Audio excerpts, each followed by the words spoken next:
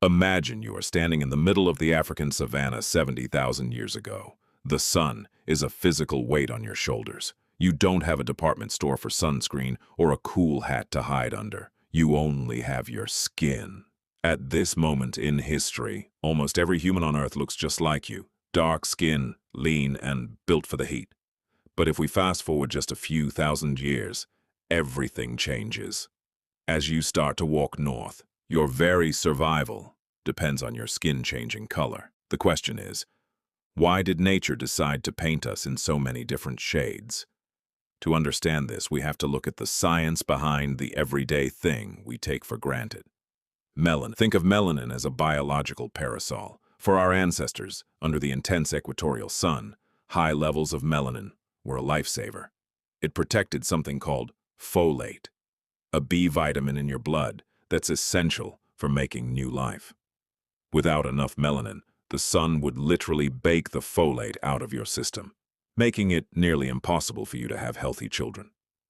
In the beginning, being dark-skinned wasn't just a trait, it was a survival requirement.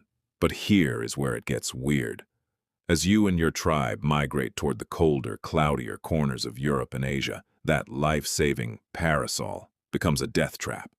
Your body needs UV light to produce vitamin D. Without it, your bones become brittle and your immune system fails. In the north, where the sun is weak and the days are short, dark skin is too good at its job. It blocks so much light that your body can't make the vitamin D you need to survive the winter. This created a high-stakes biological tug-of-war.